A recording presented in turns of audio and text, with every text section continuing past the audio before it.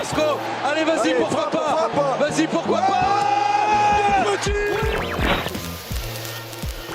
J'ai un scoop pour vous. Penalty sur Ronny Lopez à la 151e. Vous vous demandez pourquoi on n'est pas revenu sur la VAR, mais la VAR ne fonctionnait pas. Falcao, le Colombien qui a pris le dessus, il a réussi son dribble. Falcao, ouais, il est mort. Ce soir, je vais dire tout haut ce que tout le monde pense tout bas. Radio Diagonale, la web radio 100% rouge et blanche.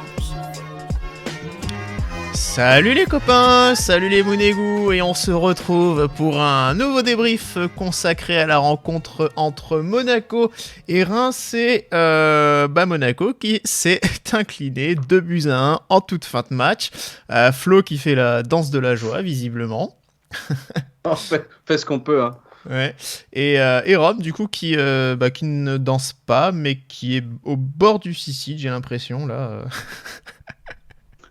Non, ce que je te disais, j'ai le rugby et le tennis qui vont bien, mais c'est vrai que Monaco, quoique Toulouse ça va pas bien, mais Monaco par contre ouais ça commence à faire beaucoup quand même. Hein. Ouais.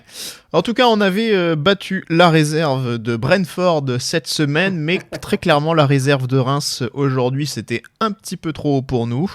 Donc on va commencer du coup avec les 3 points. Et vas-y Flo, vas-y, à toi l'honneur.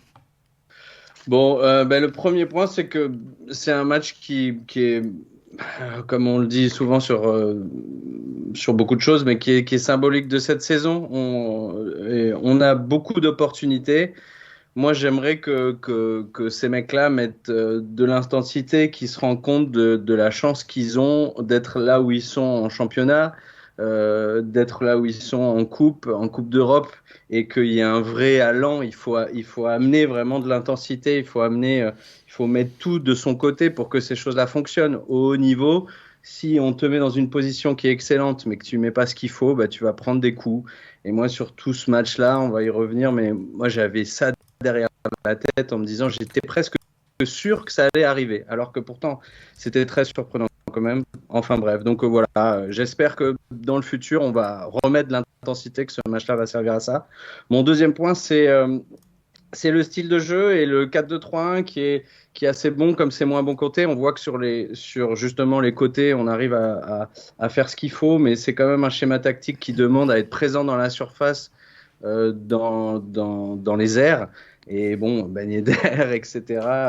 Voilà, donc on a fait beaucoup de centres sur ce match et on voit que c'est un système de jeu qui nous va, mais qui aussi, dès qu'on joue à terre, c'est quand même plus fonctionnel. Donc je me pose des questions sur la manière de jouer, ou en tout cas sur l'animation de jeu, parce qu'on a beaucoup tenté de centres sans que ça aide quoi que ce soit. Bon, et mon troisième point, je vais aller très vite parce que tout le monde en parle, mais moi j'ai quelques amis à Kiev et quelques amis ukrainiens. Donc voilà, du mal à être heureux quoi qu'il se passe. Bon, quand on perd un match de foot, ça aide pas, mais ça remet un peu en perspective le fait que le foot doit être un jeu, et que justement, quand on a la chance de pouvoir jouer des belles choses, il faut tout foutre ce qu'il faut quoi. Donc j'espère qu'ils vont comprendre ça. Rome. Mon premier point, c'est sabordage de haute volée. Voilà, c'est-à-dire que tu as un match que tu domines, que tu dois tuer, et malheureusement, ça se termine terriblement. Tu prends 2 buts, tu prends un carton rouge, tu donnes en plus les 2 buts, c'est terrible. Le deuxième point, du coup, je l'ai déjà dit rapidement, mais c'est que tu es incapable de tuer le match. C'est pas la première fois que ça arrive, mais les occasions, tu les as et tu te fais punir derrière. Et le troisième point, c'est qu'il reste les coupes pour rêver, et on va vite savoir. De toute façon, vendredi, on a eu quand même la chance, malgré tout, de tirer Braga. On verra comment ça va se passer. Et puis surtout, là, cette semaine, mardi ou mercredi soir, on joue en premier, donc ça doit être mardi. Ce déplacement à Nantes qui est capital pour que la saison n'ait déjà pas des airs de on attend patiemment août, quoi. Donc voilà, c'est la sinistrose un peu globale. On joue mercredi, juste. On joue pas en premier, on joue mercredi, ouais. Oui. Oui, mais c'est Nice qui joue mardi. Raison pour laquelle les matchs avaient été inversés. On aurait dû jouer hier soir normalement. C'est ça. Exact. Du coup, bon, je ne vais pas faire un point sur les matchs à 13h. Puisque je pense que voilà, c'est un horaire où justement on marque pas beaucoup de points. Non, un petit point stat pour moi. Wissam Ben Yedder a marqué le 3500e but de l'AS Monaco en première division, donc c'est quand même un joli chiffre. Monaco est le 4e club à atteindre ce total. Donc voilà, barre symbolique. Hein. À ce moment-là, on était content. On espérait même le 3501e, qui n'est jamais venu. Mais voilà, donc petit point stat. Autre point stat, c'est 2 sur 9. Voilà. 3 équipes qui étaient normalement à notre portée. Hein, Lorient, Bordeaux, Reims. 2 clubs en fond de tableau, Reims qui évolue au 14e rang avant cette rencontre, donc avec énormément de blessés en plus, hein, rappelons-le. Donc 2 points sur 9 et allez, je me hasarde à un pronostic, j'annonce un mois de mars sanglant. Donc voilà, et puis le troisième point, c'est Volland qui est absolument nulle part, c'est-à-dire que avant même de parler du but contre son camp qu'il inscrit en fin de match, c'est surtout que il est absolument nulle part et c'est un problème que l'on voit qui existe depuis l'arrivée de Philippe Clément aussi. Son repositionnement au milieu de terrain, alors Boris rigolait un peu en milieu relayeur, ce qui était assez drôle évidemment et un petit peu caricatural aussi pour marquer le fait que voilà, c'était en ce moment il était la team premier degré. Hein. Oui, il était en ce moment à un poste où il était vraiment peut-être sous-exploité et pas du tout à l'aise, mais ça s'est encore vu aujourd'hui. Il a été absolument inexistant et derrière il est en plus malheureux parce qu'il marque contre son camp. Bon, ça peut arriver et c'est pas pour ça qu'on va lui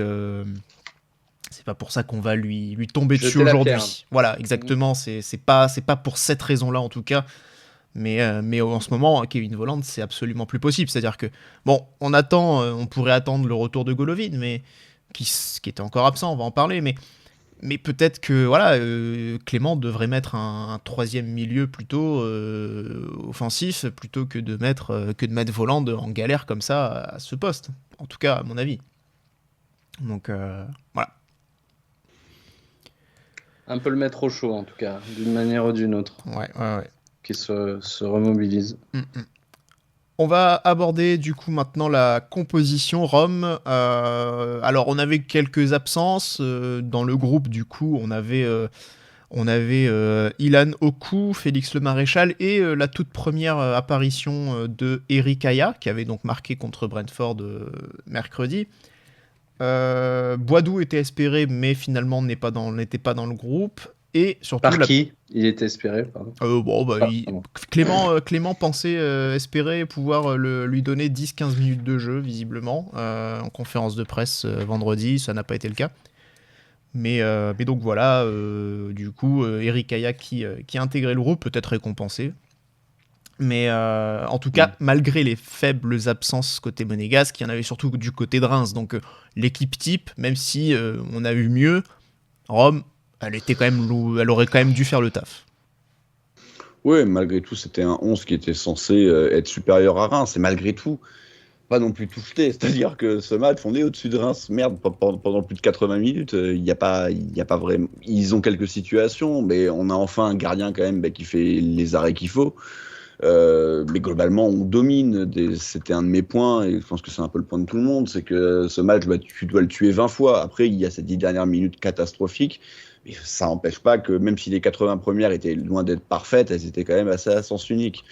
Donc, ce 11, il y avait des absences, tu viens de le dire. Badiachil qui est toujours pas de retour. Il y avait surtout la suspension d'Aurélien Tchouaméni. Il avait fait un petit peu tourner. Moi, j'aime bien l'idée parce que ça veut dire qu'il va peut-être un peu privilégier le match de coupe en espérant du coup le retour d'un Caillot, le retour d'un Aguilar ou Sidibé. Bon, en ce moment, je me tâte un peu parce que Sidibé est loin d'être au niveau qu'il avait montré en début de saison. Malgré tout, si tu regardes en tout cas les 5 éléments offensifs, à considérer que Jean-Lucas soit vraiment un élément offensif, on peut considérer que c'est les 5 titulaires. Parce que Golovin, oui, mais Golovin, pas là. Hein. C'est surtout ça, en fait. Ouais, une gêne aux adducteurs éprouvée vendredi, apparemment. Il y a des gênes tout le temps. C'est oui. Bon. Ah, je l'aime bien, hein, franchement, mais là, c'est voilà, quoi. Quand tu joues pas, au bout d'un moment... Flo, de ton côté, on peut pas compter sur toi. Ouais, un point sur la composition. Ouais, non, même son de cloche, on avait ce qu'il fallait pour gagner, qu'on ait une équipe de Reims super diminuée. Je suis toujours pas très heureux de voir Jacobs démarrer. J'en attends toujours beaucoup de Fofana parce que je trouve qu'il peut en faire beaucoup plus que ce qu'il fait. Donc c'était un peu ça que je me disais sur le début de voilà. Mais on a une défense centrale quand même qui garde plus que ce qu'il faut, comment on dit, qui garde la baraque, non, qui tient la baraque. Qui tient la baraque, merci. Quand même sur ces derniers matchs. Donc non, tout était ok pour moi, malgré les deux quand même grosses absences de Tchouaméni et Caillot. Est-ce qu'on avait du banc du coup, Florestan? Non, mais ça c'est de toute façon ça j'ai oublié depuis longtemps, hein, que ça soit devant. Au poste d'attaquant, que ça soit au poste de défenseur central, que bon. Surtout quand il manque 5-6 mecs, quoi. Surtout quand il manque 5-6 mecs, c'est vrai que là, du coup, ça. Oui, mais alors, bizarrement, les 5-6 mecs, les 5-6 mecs, si tu les mets, il y a toujours personne devant. Hein. Il n'y a pas beaucoup plus d'attaquants parce que Boadou, excusez-moi, mais entre voir Aïa et voir Boadou, moi, je préfère peut-être voir Aïa. Hein. Aïe. Ne l'enterrez pas trop vite, quand même, Boadou. C'est vrai que pour l'instant, ça n'a pas été bon, mais.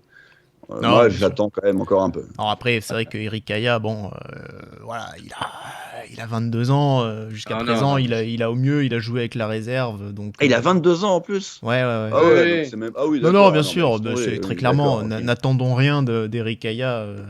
Voilà. Ah oui, non, d'accord. Non, mais quitte à sur un 10-15 minutes, tu vois, qui rentre en plaçant, bon, peut-être dans d'autres conditions que ce qu'il y a eu sur ce match, qui t'aimerais voir sur 10-15 minutes.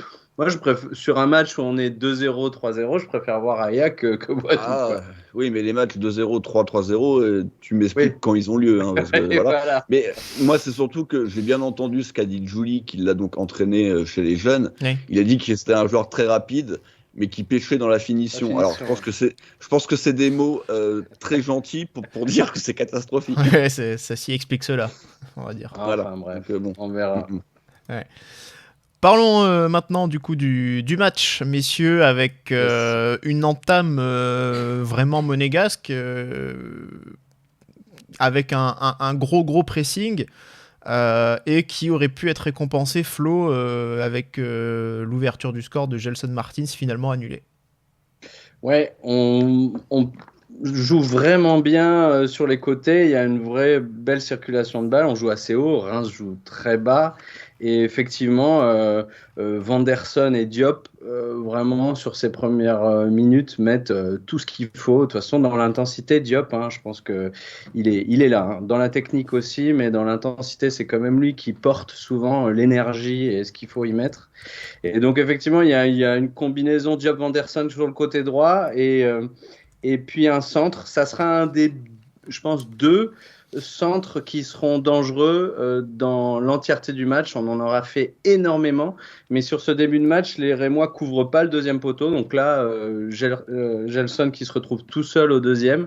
Et malheureusement, une position d'hors-jeu débile parce que c'est simplement dans le replacement du défenseur. Gelson, c'est vrai, au début du centre et hors-jeu, et donc but refusé, malgré sa belle tête croisée qui faisait l'affaire. Pour 32 centres tentés sur ce match. C'est dingue. Ouais. C'est pour ça que je parlais de ça. Hein. Le 4-2-3-1, c'est beau, c'est bien, on travaille bien sur les côtés, mais si c'est pour foutre que des centres qui servent à rien, est-ce que vraiment c'est ça qu'on doit faire? En fait, c'est ma question, quoi. On a pris un Jardim bis quoi avec Philippe Clément du coup. Et énormément sur le côté et puis on centre. 32, 5 réussis, hein, donc très clairement par contre là il va falloir se mettre au boulot parce que un tel ratio c'est quand même assez honteux. Mais oui, tu le disais, c'est vrai que finalement le but refusé du coup pour Gelson, alors hors-jeu très très limite, hein, mine de rien, mais bon, apparemment ça a été vite vu à la VAR et c'est vrai que c'était un des rares finalement il réussis. a tout le corps hors-jeu quand même. Donc il n'est pas limite le hors-jeu. Hein. Ouais, ça dépend de l'angle que tu prends.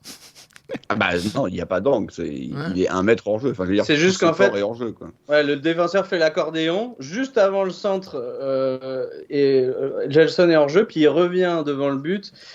C'est juste Gelson qui, je pense on peut pas trop lui en demander pour étudier le placement de la ligne défensive. On n'en est pas là, je pense. Déjà qu'il avait fait le bon geste pour une fois pour finir, c'est quand même pas de bol. Ouais. En tout cas, on voit que Monaco, au quart d'heure de jeu, affiche une possession de 73%, mais qui ne donne pas grand-chose dans les faits. Et finalement, hormis ce but hors jeu, Rome, les premières occasions sont plutôt, en fin de compte, rémoises.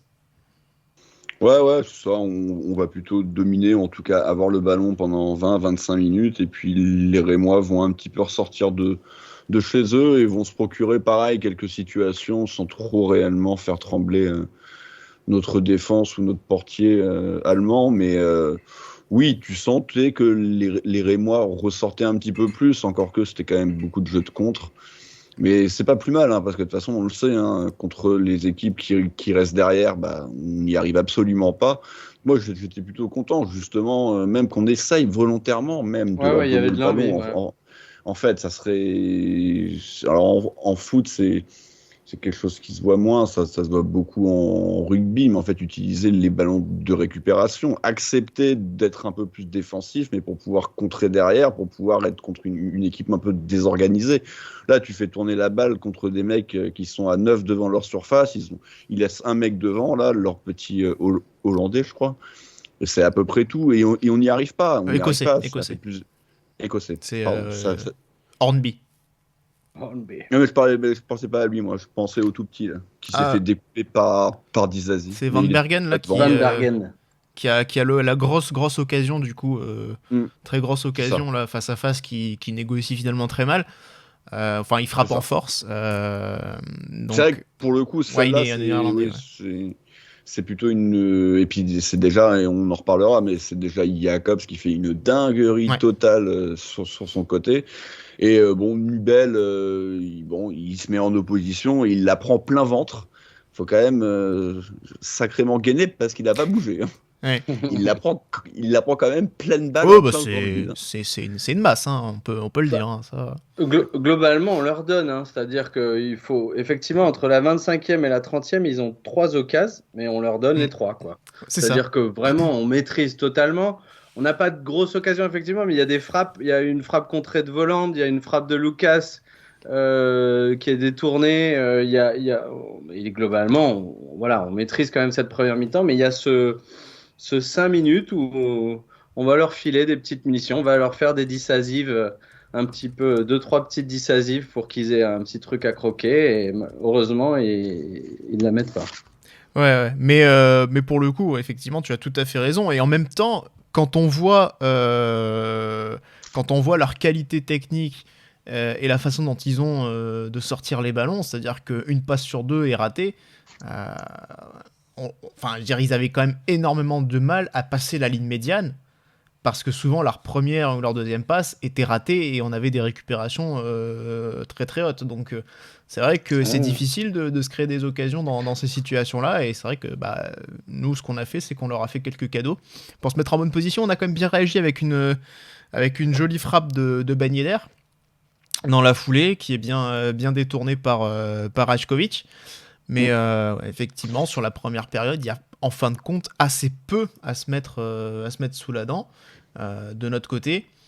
Est-ce qu'on peut mentionner juste leur première occasion, c'est la première fois qu'ils rentrent dans nos 30 mètres, c'est-à-dire à la 25e minute.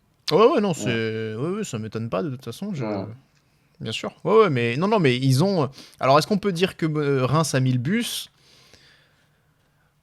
Je sais pas. Je pense que on les a aussi énormément acculés. Ils ont fait. En fin de compte, ils ont fait aussi ce qu'ils ont pu avec leurs moyens. On rappelle, ils avaient 8 absents, des blessés en pagaille, Abdelhamid aussi en défense centrale qui était suspendu. Donc ils ont fait aussi ce qu'ils ont pu avec leur équipe. Pour autant, comme tu disais, Rome, c'est vrai que si on avait été peut-être un peu moins, on les avait peut-être un peu moins harcelés au niveau du pressing, si on les avait laissés un peu plus remonter et moins fait tourner la balle, peut-être que c'est une équipe qui aurait peut-être pris un peu plus d'initiative. Là, ils ont énormément plié. Mais t'essayes au moins, t'essayes de le faire. C'est bien de vouloir presser, de vouloir avoir la possession. Ça part évidemment d'une bonne attention. Au bout d'un moment, ça marche pas. Donc, et puis ça fait 3-4 matchs que ce système-là ne fonctionne pas. Donc je veux bien que tu le retestes un petit peu encore aujourd'hui. Ça a failli fonctionner parce que Gelson est hors jeu. Mais voilà, c'était quand même une vraie bonne situation. Mais au bout d'un moment, t'essayes autre chose. Tu recules un peu, t'essayes de les attendre un peu plus. Non, tu continues de la même façon à faire des gauches-droites. Et puis quand t'es à gauche ou quand t'es à droite, ta seule solution, c'est bien ce que tu disais, Flo, c'est centrer. Le problème, c'est que entre nos centreurs qui savent pas centrer et le fait qu'on ait absolument quasiment aucun joueur en fait bon de la tête, hormis si les défenseurs montent sur coup de pied arrêté, qui est capable réellement de prendre des ballons régulièrement de la tête et de manière dangereuse. Il y aurait potentiellement un Tchouaméni, mais il n'était pas là non plus. Donc en fait, voilà. J'ai Notorious Monegu qui nous dit risk, defeat, repeat. Ouais. C'est validé. Oui. C'est vrai que là, c'est la soupe à la grimace un peu pour tout le monde. Ça peut tourner vite. Encore une fois, voilà. Bon, c'est pas que je crois à une potentielle C3, mais la Coupe de France, malgré tout, elle est pas si loin et Nice aussi galère quand même fortement. Mais c'est vrai après que Nice jouait Strasbourg. On montre. Oui, mais ils ont perdu contre Clermont il y a 2 semaines contre chez eux aussi. Enfin, tu vois. Après Clermont bat Marseille aussi. Ils sont chauds en ce moment. Ils sont chauds patates. Oui. Mais si tu regardes les 5-6 dernières journées, je suis même pas sûr qu'on ait perdu des points sur eux. Le problème, c'est qu'on aurait dû en récupérer parce que souvent, en plus, ils jouaient avant nous. Tu vois, la semaine dernière, on se disait, bon, on va encore. Et puis Marseille, ils ont perdu la semaine dernière, c'est ça, contre Clermont. Personne n'avance, à l'exception du PSG. Et encore, le PSG, ils avancent parce qu'ils ont juste un extraterrestre. Sinon, ils avanceraient pas non plus des masses. C'est la Ligue 1. Sur les 5 derniers, Nice, c'est 2 défaites, 1 nul. Nous, c'est 2 défaites, 2 nuls. Et Marseille, alors qu'il doit encore jouer aussi tout à l'heure, pour l'instant, c'est 2 défaites, mais 3 victoires. Donc, on verra ce qu'ils vont faire. Là, ils jouent contre 3, si je ne dis pas de bêtises. Ils devraient gagner. Ils devraient gagner, Nice, Nice, c'est pas. Au final, c'est mieux, mais je veux dire, c'est pas bon non plus. C'est ça que je veux dire. Ah oui, non, c'est pas. On est d'accord. Sur un match, c'est prenable. Sur un match, c'est prenable. Après, franchement, si on les compare. Dans la manière, effectivement, les résultats sont similaires, mais dans la manière, je suis pas sûr qu'on tienne la comparaison. Mais sur un match, évidemment.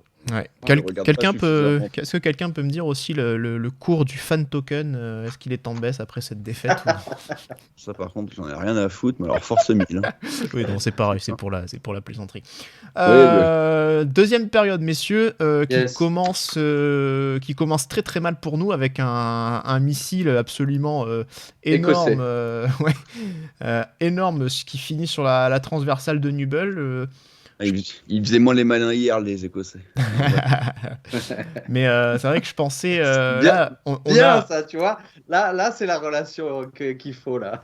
je voulais voir si ça allait sortir. La barre en tremble encore. Est-ce qu'on s'est pas dit à ce moment-là quand même que ça risquait d'être une seconde mi-temps un peu galère, que Reims avait subi la première et qu'ils allaient sortir un peu la tête de l'eau sur la deuxième pour essayer de commencer un peu jouer crânement sa chance? Mais en fait, c'est ce truc-là, tout le match, tu sens qu'on est au-dessus, qu'on peut gagner ce match 2-3-0. Mais que eux mettent de l'intensité, même s'ils ont un manque de talent, un manque de technique évident. Dès qu'ils ont une opportunité, ils mettent tout ce qu'ils ont. et qu'il y a un vrai danger. C'est-à-dire, c'est pas juste ça peut, et puis on est parano, alors il y a un 0, donc ils peuvent toujours revenir. Non, on sent qu'il y a un vrai truc. Moi, je sais que toute cette deuxième mi-temps, notamment, jusqu'à la 80e, je me suis dit, mais ça va arriver, quoi. Pourtant, c'est inenvisageable. On est 3 paliers au-dessus de cette équipe, mais ça va arriver parce qu'on fait pas ce qu'il faut, parce que tu as des mecs comme Jacobs qui, quand ils sont devant pour revenir défendre, c'est compliqué, parce que derrière, on a un milieu aussi qui est un peu de briques et de broc, défensivement parlant aussi. Et effectivement, sur chacune de leurs occasions en deuxième, ils font peur. Ouais. Mais bon, en tout cas, c'était un avertissement sans frais et Monaco va reprendre sa domination, Rome. Et là, on va quand même beaucoup plus être, en tout cas, un peu plus, alors pas être plus pressant, mais un peu plus dangereux devant le but. Avec là, on va avoir 20-25 minutes où c'est là où on a essentiellement de quoi marquer 3-4 buts. Alors, il va y avoir le but de Ben Yedder. Joli but, hein, toujours là, Ben Yedder, du coup, qui repasse en tête au classement des buteurs, 15e réalisation. Mbappé était revenu à égalité avec lui. On va voir si ça va tenir. Moi, j'ai quand même du mal à y croire, mais bon, on verra. Et juste après, ouais, t'as encore une autre situation qui est très très mal jouée alors qu'on est en 4 contre 2, je pense. Il y a Diop volant de Ben Yedder et puis je sais pas, Diop il veut la donner alors qu'il peut peut-être frapper ou en tout cas mieux la donner, c'est une évidence. Sur le corner qui suit cette occasion-là, il y a le poteau de Ben Yedder sur un superbe geste au second poteau, sublime. Malheureusement, à quelques centimètres près, ça rentre pas. Je sais plus d'autres quelle situation aussi. On a Jean Lucas aussi là qui nous fait un superbe festival avec coup du sombrero en louche. Alors là, on l'a pas reconnu là c'était Copacabana, mais on l'a un peu plus reconnu quelques minutes après malheureusement. Mais donc ouais, il y a encore cette situation et puis lui-même a encore une énorme situation de but où il t'envoie un pétard force 10 dans les tribunes alors qu'il est en 1 contre 1 et que et ça hier c'était 3 points contre les Écossais hein. Ouais.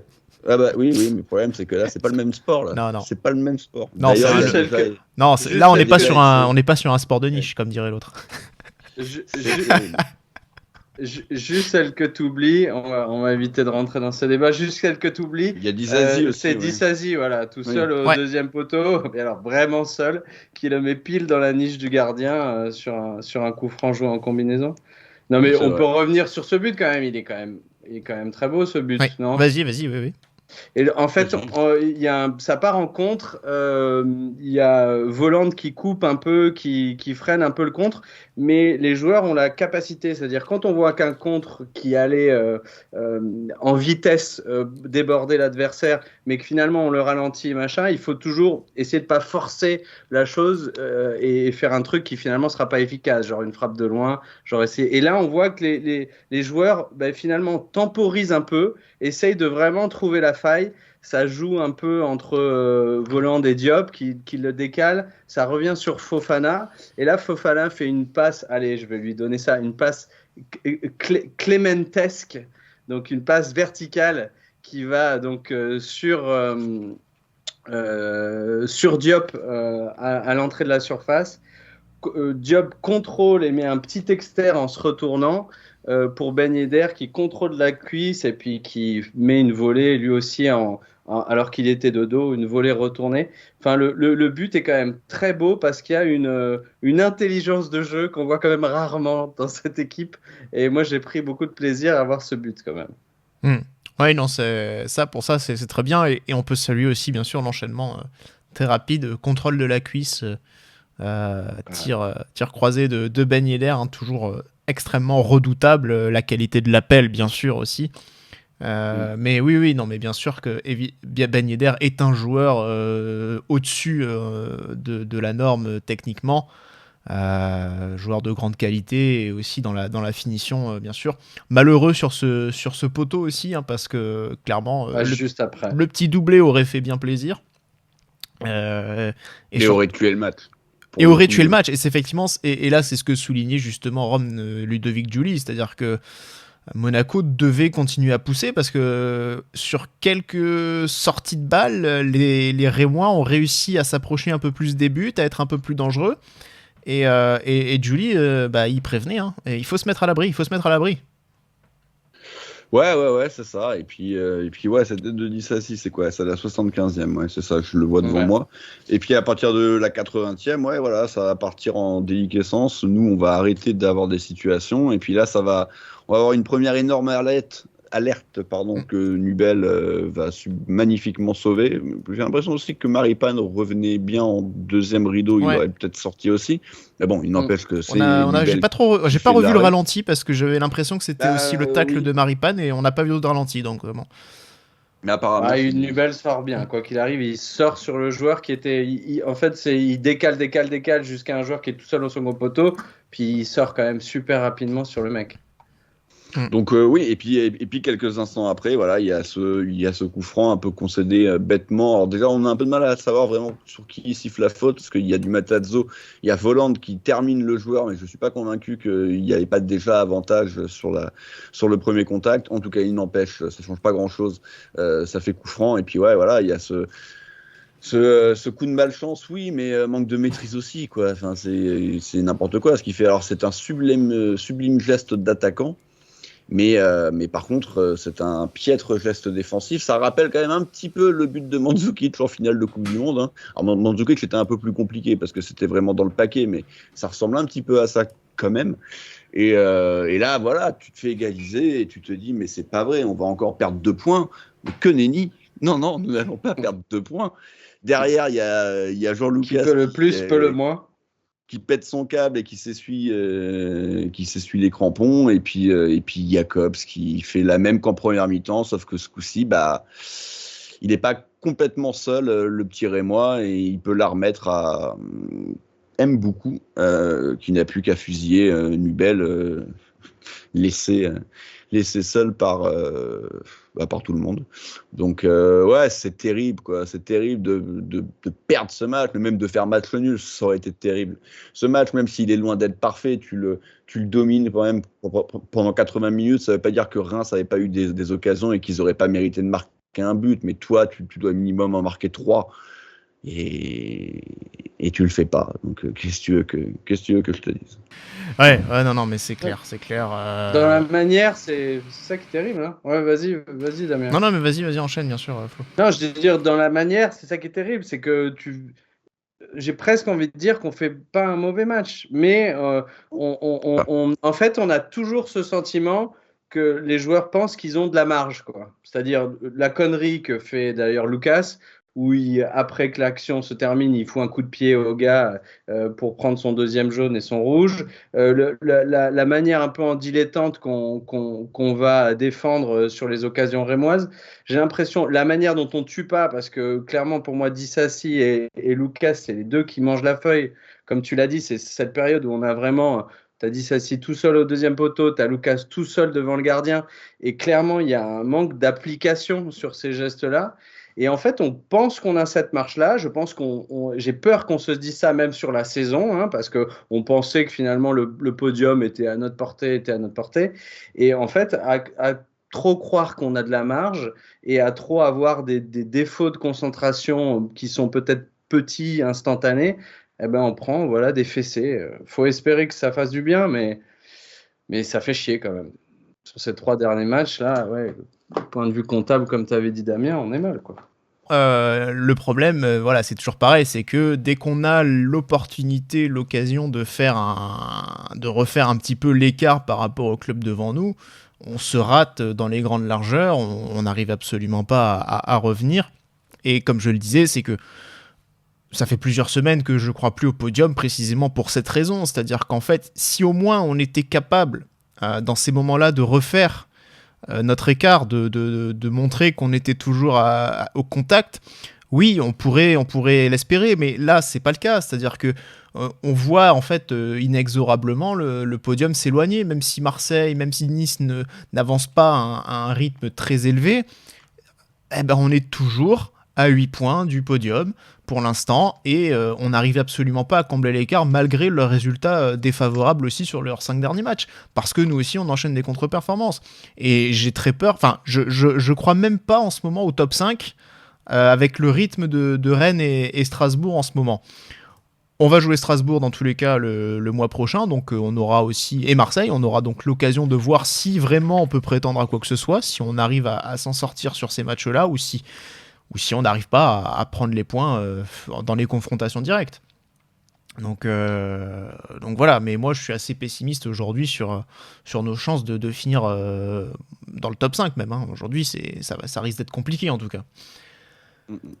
Il faut qu'il y ait un vrai changement d'état d'esprit. Juste pour répondre à ASM Quito qui disait mais pas un mauvais match. Ce que je veux dire, c'est que dans le contenu, tu sens qu'il y a des choses à faire. S'il n'y a pas ces 10 dernières minutes et ces 2 buts, bon, on n'aura pas tué, on n'aura pas mis le 2e ou le 3e, mais tu maîtrises quand même le match, c'est quelque chose. Enfin, en gros, ce qu'on essaye de dire, et ce que Damien t'essaie de dire aussi, je pense, c'est qu'il y a clairement la capacité de faire quelque chose, de faire mieux.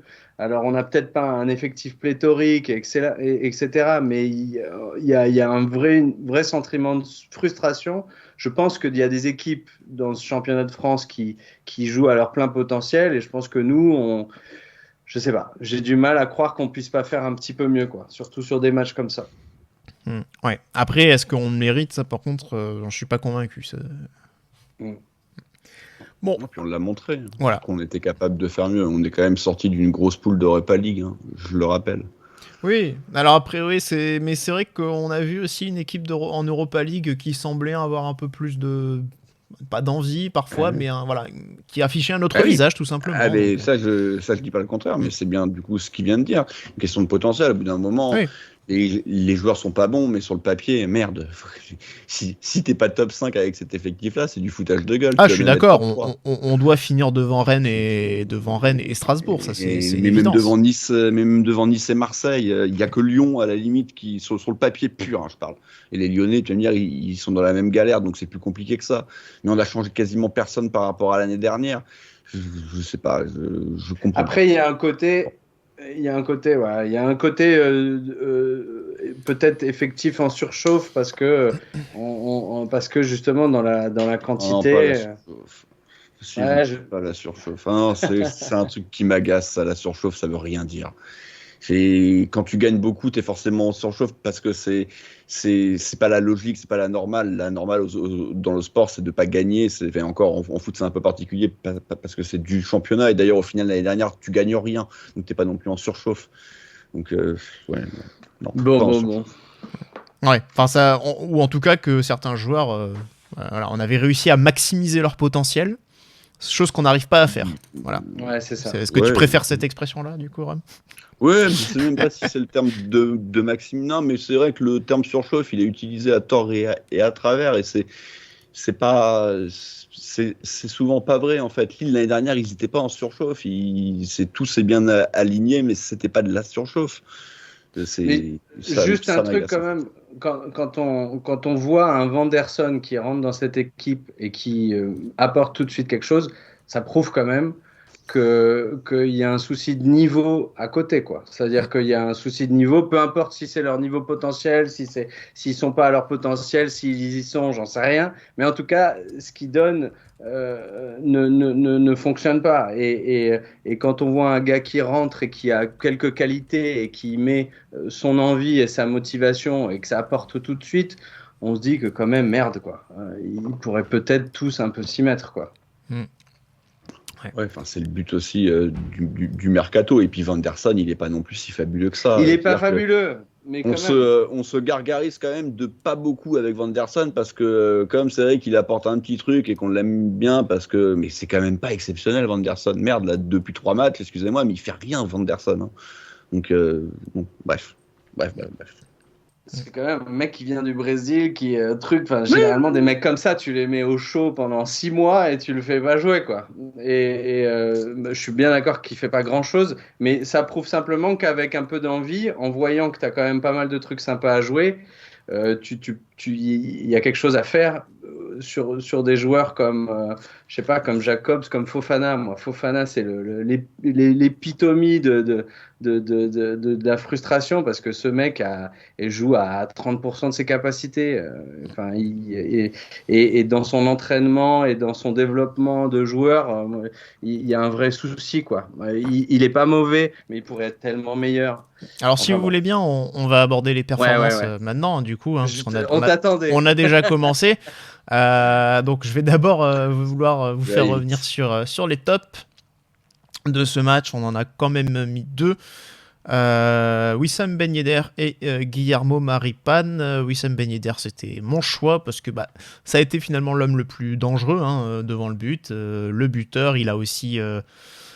Il aurait pu doubler la mise. Voilà, en première période, c'est lui qui se met aussi en évidence à la demi-heure de jeu. Donc, malgré tout, dans une surface de réparation très concentrée de joueurs rémois, il est quand même parvenu à exister et à faire la différence. Il reprend aussi la place de leader au classement des buteurs, ce qui est toujours un petit plaisir, malgré que Mbappé soit revenu très très fort sur les talons. C'est vrai que ça, c'est peut-être le seul fil rouge qui va maintenir de l'intérêt, c'est Ben Yedder et le top 10. Voilà. Exactement. Mais juste, Damien, voilà. Tu m'as quand même squeezé Diop. D'ailleurs, tu l'avais mis ? J'allais le dire. Ah, pardon. Alors attends, je vais te le rajouter. On avait 3 tops à la base, les gars. Je vais te le rajouter, ne t'en fais pas. Mais pas de souci. Mais tu veux y aller du coup sur Maripane, Rome ?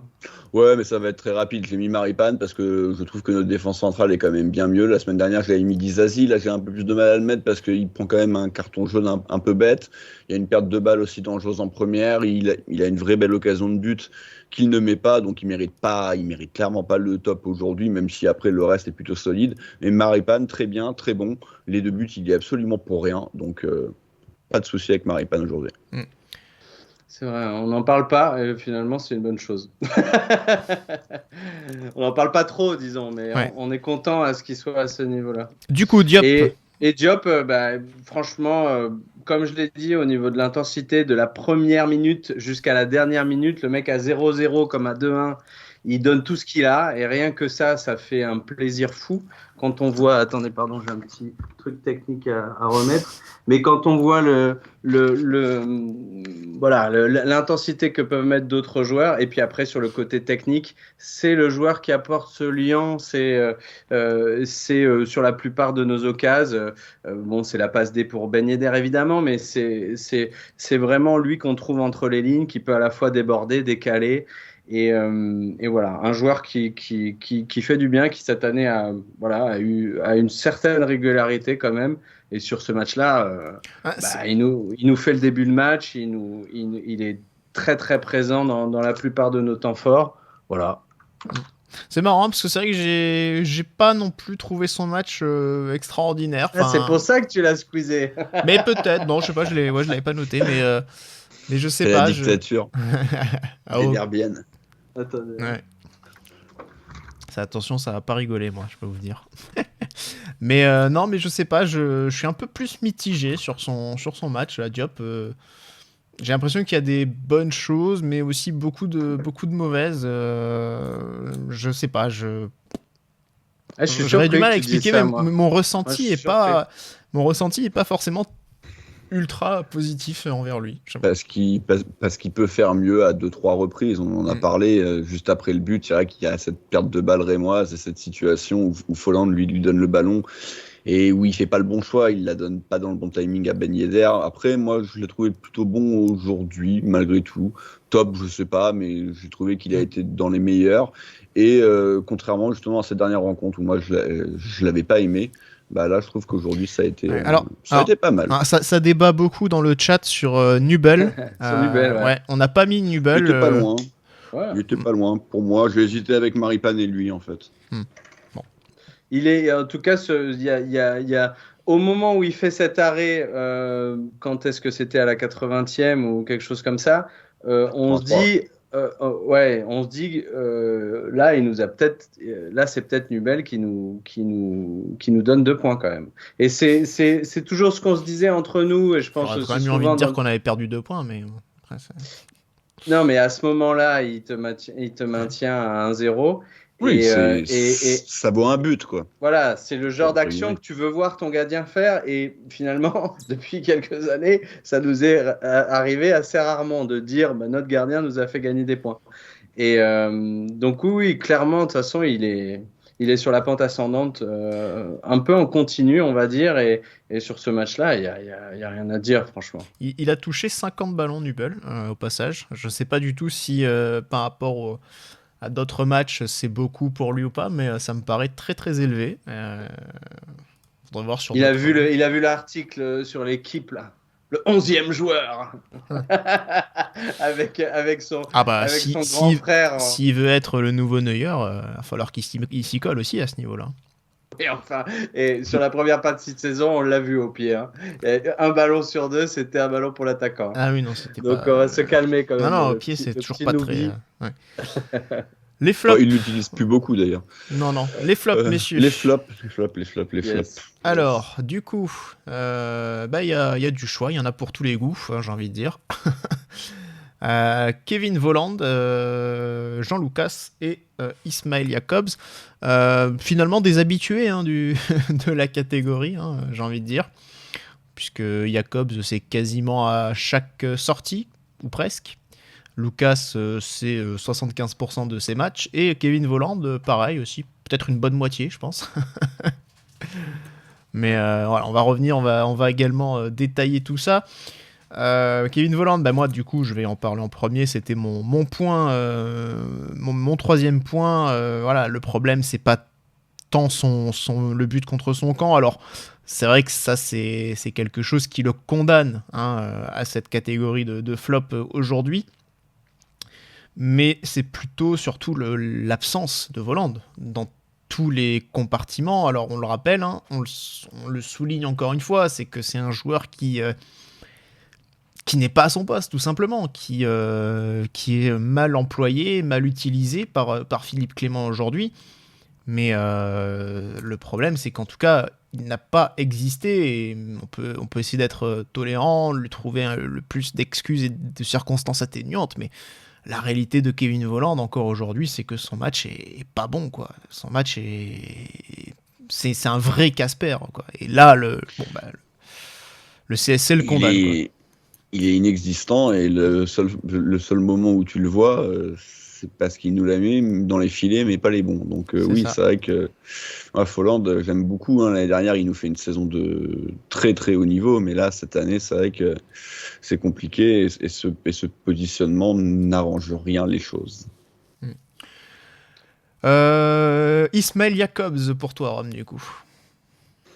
Ouais, parce que je vous l'ai dit en plus vers la 60e que je trouvais qu'il était catastrophique aujourd'hui, alors qu'il y avait eu un petit peu de mieux sur ce qu'on avait vu depuis sur ses dernières apparitions, quoi. C'était un peu moins dramatique. Il avait plus trop fait de grosses conneries, en tout cas défensives. Et là aujourd'hui, les deux énormes, elles sont pour lui. La première, elle fait pas but, on va dire, voilà. Mais la deuxième, par contre, c'est la dernière. Elle est, même si ça a parlé aussi de Matarazzo, c'est vrai qu'il joue pas forcément très bien le coup, mais faut quand même m'expliquer ce qu'il a voulu faire. Et puis surtout, il apporte rien. Il fait des mauvais choix, il fait des mauvaises passes, un nombre d'erreurs techniques, c'est catastrophique. Et Caillou, en plus, est pas au top de sa forme en ce moment, mais même un Caillou pas au top de sa forme, ça reste à des années-lumière d'un Jacobs, comme on a vu aujourd'hui. Donc nous n'avons qu'un latéral gauche, potentiellement Sidibé qui pourrait repasser à gauche, mais ça fait bien longtemps qu'il le fait plus. On a l'impression qu'il a une flèche dans son carcan. Jacob, c'est sprint centre. Et c'est Jean-Michel tout droit. Ouais. Voilà, c'est Jean-Michel. C'est à peu près tout ce qu'il sait faire. Il peut centrer quand même correctement, on peut lui dire, et on peut le dire, mais voilà, défensivement c'est pas là. Et puis si tu lui demandes moindrement de vision du jeu ou de technique ou de quoi que ce soit, non, ça va être compliqué. Et Jean Lucas, du coup. Alors moi je suis surpris. On avait dit Lucas d'aller.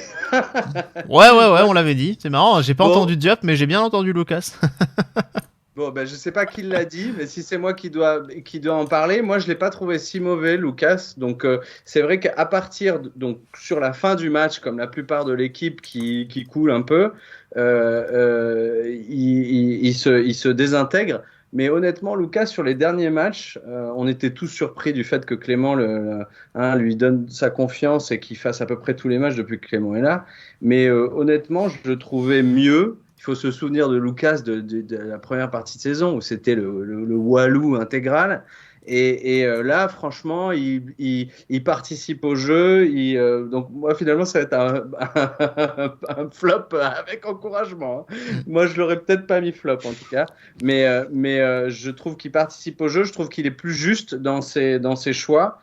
Bon, il fait le festival dont parle Rome. Bon, ça, à la rigueur, bon, on est content qu'il y arrive et il met une belle frappe. Bon, très bien. Mais il y a une vraie participation au jeu. Il apporte quelque chose. Il a fait pas mal de centres, de passes qui ont été dangereuses. Après, encore une fois, c'est des centres ou des choses comme ça dans un schéma de jeu qui ne nous correspond pas, en tout cas pour nos attaquants. Mais je l'ai pas trouvé horrible. Donc, Non, en réalité, je suis assez d'accord, mais ce qui m'a énervé déjà, c'est sa frappe de bourrin. Ça, il mange la feuille. Voilà, ça m'a saoulé. Et puis son expulsion ridicule, 2 cartons jaunes en 2 minutes. Enfin, je veux dire, voilà, c'est que t'as aussi un pois chiche dans le cerveau à un moment donné, surtout la deuxième, tu laisses traîner comme ça. T'en veux à Pierre aussi, qui à la 75e nous a lancé il fait plutôt un bon match, Jean-Lucas. et 10 minutes après, c'était la grosse occasion et le carton rouge. C'est vrai que dur. Non, c'est vrai que c'est un peu pour ces petites raisons-là, mais en soi, on est d'accord, hein, son match est pas mauvais du tout, il est présent, et il se rend disponible aussi, donc non, il y a quand même pas de mauvaises choses sur ce plan-là non plus, mais c'est surtout, voilà, il s'est délité complètement sur les 10 dernières minutes, et voilà. On va pas revenir sur Nubel parce qu'on en a déjà parlé, on va rapidement compléter sur Vanderson parce que je l'ai quand même trouvé intéressant aussi, même s'il y a beaucoup de déchets, notamment sur ses centres énormément, mais quand même très disponible, très demandeur du ballon. On peut pas vraiment savoir encore défensivement ce que ça vaut, parce que là, Reims, voilà, on l'a dit, ils ont mis 25 minutes pour franchir la ligne médiane. Mais globalement, voilà, je trouve qu'il y a quand même une participation offensive qui est intéressante. Il apporte pas mal de vivacité et une technique assez bonne. Donc vivacité, c'est le terme, hein, mais en tout cas oui, très clairement c'est le côté droit qui a été le plus en vue, le plus dangereux, en tout cas quand on a joué de ce côté-là, particulièrement ce début de match. Après moi je trouve quand même qu'on en fait beaucoup sur lui par rapport à ce que réellement il montre. Donc voilà, c'est 5, allez, voilà, moyenne. Ouais. Dissasi, Flo. Dissasi, on va dire à l'image de Maripane avec des bémols, quoi. C'est-à-dire qu'il a toujours des petits posages de cerveau sur le côté à certains moments, et donc il y a eu des pertes de balles qui auraient pu nous coûter. Hein. C'est entre autres lui sur la bonne période en première mi-temps des Rémois, quand on disait qu'on leur a donné 2-3 occasions, c'est entre autres Dissasi qui leur a donné. Donc après il y a une vraie il y a une vraie solidité, j'allais dire. En tout cas, il y a une assise défensive dans cette charnière centrale qu'on a vu contre Lyon notamment, et qu'on a vu, on va dire, sur ces derniers mois, qui fait plaisir. Donc, on va pas l'accabler, mais il faut un petit peu comme tout le monde être concentré, et c'est les 3 points, et c'est tous ces mots à la con, mais être concentré 95 minutes et pas avoir des moments d'inattention, des moments où je fais une passe un peu molle, où j'y mets pas à 100% d'intensité, quoi. Fofana, Youssouf Fofana, du coup, qui était titulaire. Alors peut-être il y aura des avis divergents. Flo, je sais que toi c'est un joueur avec lequel tu as un peu de mal. Ouais, je l'ai dit, hein. C'est un gars, il faudrait qu'il bosse. Je pense que c'est un fainéant. Je pense que c'est un gars qui y va pas, quoi. Qui y va pas. Il pourrait être excellent. C'était un mec qui, il y a 2 ans, était à peu près au niveau de Tchouaméni. Bon, on sait maintenant la comparaison, où est-ce qu'elle est. Et c'est dommage. Ce mec devrait se bouger. Ce mec, sur un match comme ça, sur tous les matchs où Tchouaméni est pas là, devrait se dire c'est moi le taulier de ce secteur de jeu-là, de la récup, de machin, et s'améliorer sur sa qualité de passe, de jeu au pied, balle au pied. C'est un mec, alors on le voit de plus en plus, et il a des frappes qui sont moindrement cadrées maintenant, mais il tente toujours sa frappe de loin à la C points, et voilà, c'est un joueur qui me frustre, qui est pas mauvais sur ce match-là, mais qui pourrait être, franchement, 3-4 fois meilleur, ça se sent. Après, j'ai beaucoup lu là, l'équipe s'effondre à la 80e quand Fofana sort. C'est ce que je vous ai dit avant le match. C'est ce que tu nous as dit aussi. Mais est-ce que c'est pas plus une coïncidence que... Peut-être, mais moi je trouve pas que son match... Le but contre son camp, qu'est-ce qu'il fait Fofana là-dessus? Non, quand même. Oui, non, mais bon, moi je trouve qu'il fait plutôt le boulot dans ce que moi je lui demande de faire, à savoir être présent à la récupération. Moi je trouve que sa prestation est pas mauvaise pour un mec qui joue quasiment plus. Peu. Par contre, voilà, c'était aussi un peu le souci, c'est qu'il n'avait pas 90 minutes dans les jambes, et du coup, il a dû sortir. Après, je suis d'accord, dire qu'il sort et que derrière on prend des buts, peut-être que ça fait pas tout, mais encore une fois, j'ai l'impression que sur le coup franc qui amène le but, c'est Matazo qui fait faute à l'origine. Donc, tu sais pas si ça aurait pas eu un impact, non? Non, oui, il fait pas. Non, on est d'accord.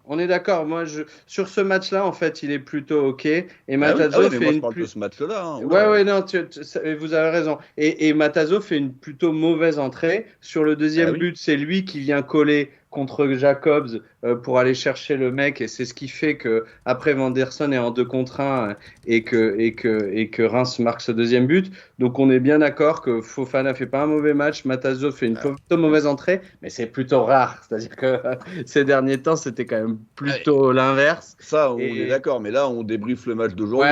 Moi, je peux dire aussi que l'année dernière c'était le meilleur avec Chouameni, donc tu vois, c'est compliqué aussi. On parle d'aujourd'hui. Aujourd'hui, c'est pas mal. On peut l'encourager sur ce match-là. Et si on parle d'aujourd'hui pour Gelson Martins, qu'est-ce qu'on peut dire? Parce que si on parle sur les 3 dernières années, je dis qu'il est nul. Mais aujourd'hui, il n'a pas été tout à fait nul. C'était du Gelson bonne version. Donc du Gelson bonne version, ça veut dire moyen. Ça reste moyen quand même. C'est-à-dire que il tente des trucs, il fait des petites différences, mais il est tellement frustrant, ce joueur, parce qu'à chaque fois qu'il arrive à se mettre en position de tir, soit il tire pas parce qu'il retente un dernier crochet et évidemment il perd le ballon, il panique, il marque un but, il est hors jeu, alors c'est aussi de sa faute, hein, mais pour une fois qu'il avait fait le bon geste, c'est assez terrible. Qu'est-ce qu'il y a eu d'autre? Gelson, c'est Gelson, oui, il y a cet extérieur du pied, total panique en deuxième mi-temps quand il y a un 0. Alors qu'il est dans la surface, il n'est pas encore trop pressé, il peut peut-être essayer de tenter quelque chose de mieux. Il se dit merde, je suis dans la surface, il a le ballon qui est complètement dans ses pieds, et une espèce de frappe toute moisie là, de l'extérieur du droit. C'est Gelson Martins, qu'est-ce qu'on voulait. Mais pour le coup, aujourd'hui, c'était la bonne version de Gelson. Maintenant, la bonne version de Gelson, je sais pas moi, c'est la version catastrophique de Ben Yedder, quoi.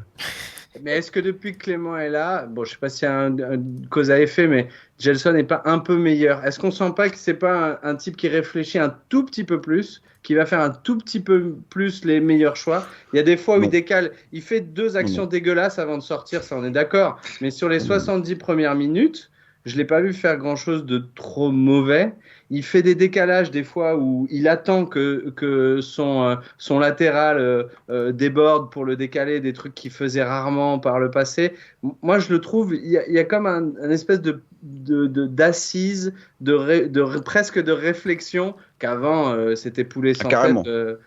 Ouais, à son niveau. C'est-à-dire que réflexion et Gelson dans la même phrase, il fallait la tenter. C'est comme si on avait pris un poulet sans tête et qu'on lui avait foutu un petit cerveau, tu vois, un petit truc. Et moi, c'est un peu cette image que j'ai. J'ai l'impression que depuis peu, il y a un petit quelque chose. Merci Clément, alors. Ça me fait moins chier. Si tu veux, ça me fait moins chier de le voir sur la feuille de match en début de match qu'avant, quoi. Et est-ce que ça te fait plus ou moins chier que le voir à la place de Golovin? Non, ça, de toute façon, il faudra lui enlever les 4 agrafes, les 2 vis, les béquilles, la chaise roulante. Faudra avant on s'excuse, hein, mon cher Russe, mais. Mais je partage un peu La vie de Flo, c'est vrai que depuis quelques matchs, on sent qu'il y a un peu plus il a retrouvé un peu plus un coup de rein. Voilà, c'est un plus, je le caractériserais plus comme ça. Ok, ouais. Mais Deux matchs. Hein. Je crois qu'on l'a mis flop 3 fois de suite il n'y a pas si longtemps que ça. Hein, donc, Oui. Oui, parce qu'après, il rate tout. Ça n'a rien à voir avec le coup de rein. Bon, passons Ouais. au prochain. Le prochain, ce seront nos remplaçants, du coup, dont on va pas forcément... Alors, je sais pas si on peut dire grand-chose. Matsima, non. 90e minute de jeu. Élite changement. Élite changement, ouais. Tu fais rentrer un défenseur pour pas prendre de but et quoi ? Ah bah tu prends un but. Il remplace Voland. Même si sur le but, difficile à dire. Oui. Akliouche, ouais, qui fait encore une jolie simulation. Hein. C'était un beau match de plongeon entre Akliouche et Efes. Il m'énerve déjà, moi, Akliouche. Il va pas nous faire ça à tous les matchs, hein, parce que ça va pas le faire longtemps. Hein. Ouais, Je déteste ce genre d'attitude. C'est quoi ? Il a tout pour signer à l'Olympique Lyonnais. Vas-y, cet été, la porte est grande ouverte. Non, c'était pas. Non, c'était à Brest. C'était à Brest. Oui, mais c'est Lyon qui est une équipe comme ça de tricheurs. Enfin bon, bref, on va pas parler de Lyon. Parlons pas de Lyon. Et Matazo. Laissons-lui le bénéfice du doute à ce pauvre petit là, mais effectivement. Oui. Et Matazo, du coup, qui a remplacé donc Fofana à la 80e. Pas terrible. Pas terrible. Généralement, il fait des bonnes entrées. Là, franchement, c'était vraiment pas terrible. On perd pas avec Matazo. Moi, je comprends plus rien. Ah non, mais là. Oh non, mais soyons quand même justes. Soyons justes, en général, ça va, mais là, honnêtement, on a l'impression qu'il n'était pas là. Et c'est presque plus l'entrée peut-être de Matazo que la sortie de Fofana qui fait qu'on décroche. Parce que franchement, sur ce deuxième but, moi, j'incrimine presque autant, si ce n'est plus Matazo, qui vient s'empaler avec Jacobs là où il n'a pas besoin d'aller, et qui crée du coup le surnombre pour un après. Non, Matazo, on l'a senti aussi pas là, pas là. J'ai pas de meilleur mot que ça. Bon, voilà, ça va beaucoup nous aider du coup. Bon. Ben, pas présent, quoi. Pas présent à faire les mauvais choix, pas tête froide, on va dire. Ouais. Voilà, du coup, ce qu'on pouvait dire sur ce match défaite donc de Monaco face à Reims. Est-ce qu'on pouvait très grosse cote, hein. Ouais. Très grosse L'ogre rémois. L'ogre rémois. La réserve rémoise, on rappelle. À la 70e minute, parce que j'étais persuadé que ça allait se passer, je regarde les cotes et il y avait des cotes de fou. Je sais pas qui fait. Moi je parie pas, hein, mais j'ai regardé juste pour rigoler et il y avait des trucs à plus de 20. Je crois que j'ai vu une cote à 40, mais ça me semble fou, donc je crois qu'on peut oublier ça. Mais pour ceux que, je pense que personne ne parie contre Monaco ici, j'espère. Mais en tout cas, il y avait un vrai coup à faire là. Moi, je parie pas. Ça peut arriver. Ouais, moi, je parie très peu aussi. Enfin, en tout cas, je parie pas sur le foot. En même temps, ne pas parier contre Monaco, dans ce cas-là, tu paries pas parce que dans certains matchs, quand même, t'es pas favori. À part si t'as vraiment du pognon à perdre, franchement. Non, de toute façon, il faut jamais parier contre son équipe de cœur. Du coup, il faut jamais parier. Ou alors dans un match, parce que sinon tu vas être le cul entre deux chaises. Oui, c'est vrai qu'on va voir si l'argent est plus important que l'amour que tu portes à ton club, en fait. Ouais, si par exemple le dernier match d'un putain de combo c'est la défaite de ton club de cœur, tu vois, si tu dis quand même. Alors, quand même, là j'ai mis 20 euros et c'est soit ça, 500. Soit on gagne, soit je mets la daronne à l'abri. Qu'est-ce qu'on choisit? Franchement, si j'ai mis 20 balles et que je peux en gagner 500 si on perd, écoute, tant pis, on perd, hein, tu vois. Alors on nous dit, vous avez oublié le penalty sur Diop. Je pense qu'il n'y avait pas penalty, voilà. Non, il y a absolument. Enfin, en tout cas, des angles de caméra qu'on a, ça permet pas de renverser la décision. Sur les deux angles, caméra, il y en a un où je trouve qu'il le touche pas, il y a un autre, j'ai l'impression qu'il le touche. Peut-être, mais tu vois pas c'est tu vois pas très léger. Visuellement, le pied sur le pied, donc. Non, je sais pas si la Ligue avait ils avaient d'autres images dans le camion. Mais nous, de ce qu'on a vu, pour moi, apparemment, il n'y a pas de scandale à ce niveau-là. Non, mais même pour Diop, ça avait pas l'air d'être scandaleux, donc ça si, me quand même un petit peu. Je pense qu'il était pas il aurait aimé avoir un péno. Il a un peu dépité. Oui, mais je veux dire, il s'est pas il s'est pas outre mesure énervé. Voilà, en tout cas, braquage par le sergent Garcia. Ouais, Oscar Garcia qui ressemble à Odor, je trouve, de plus en plus. Ou sergent Garcia, je suis désolé. Désolé, C'est j'ai plus pas. de ton âge, hein, Zoro. Hein. Ouais, voilà. Ouais, voilà, j'ai pas trop la ref des années 80. Parce que même ça moi arrive. qui suis un peu plus vieux, Zoro, ouais, on a eu des rediffs. Hein, Ouais, mais voilà. on peut dire, même toi, c'est pas ton époque, hein, parce que c'est vraiment J'avoue. très vieux. Donc, J'avoue. Bon, en tout cas, du coup, défaite. Défaite et Monaco au classement qui va forcément redescendre un petit peu. En tout cas, là, au moment où on parle, Nantes et Lens sont en train de passer devant. On verra ce que va faire Lyon face à Lille. Mais non, pour l'instant, la mauvaise affaire, elle a l'air d'être pour nous. Voilà. On peut finir 9ème, hein, c'est ça, à la fin de... Théoriquement, Fin de la journée. on est à 2 points de Lille. Donc, imaginons que Lille gagne ce soir. Lille passerait devant nous, par exemple. Et Lille est 11e actuellement. Donc, jusqu'à la 11e place, on peut aussi bien finir 5e que 11e. Hein. C'est très, très ouvert à ce niveau-là. Donc, voilà. Prochain rendez-vous. Du coup, ce sera le mur des légendes consacré à Marcel Dib. Voilà. Et ensuite, bien sûr, le débrief de Nantes-Monaco, la demi-finale de la Ligue des Champions. Pardon. Allez, carrément. Quoi. Carrément. Allez, bien, ouais. allez, de la Coupe de France. Je sais pas. Alors, pour le coup, Flo, si tu peux aller regarder une cote demi-finale de Ligue des Champions dans les années qui arrivent, Nantes-Monaco, là, tu dois avoir une belle cote. Là, il y a moyen de régaler, mais ta ville, là. Pas juste la Ouais. famille, la daronne, la ville, là, le village au moins, mais... Je propose qu'on se donne rendez-vous en 2050 Oui, c'est ça, tu peux pas savoir. et pour Quand voir le que petit-fils de Kita sera en train de dilapider le club de Nantes, mais sur un malentendu, il a acheté 2-3 Ukrainiens. En tout cas, je sais même pas pourquoi je dis prenons Ukrainiens. rendez-vous là. Tous ceux qui sont sur le chat sont témoins, seront là. Rendez-vous dans 50 ans.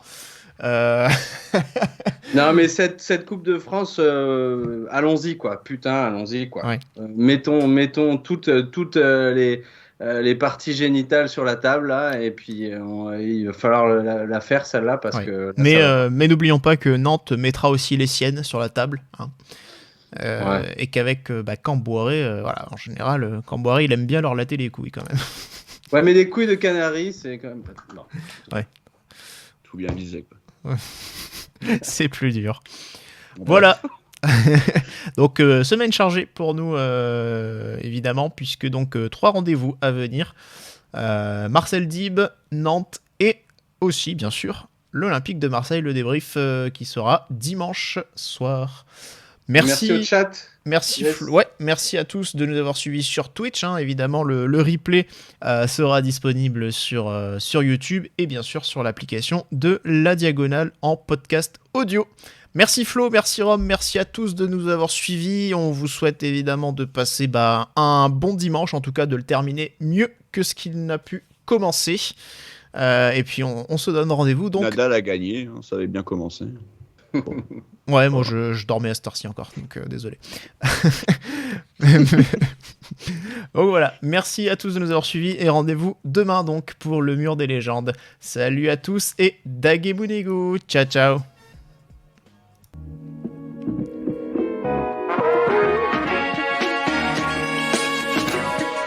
Et bisous.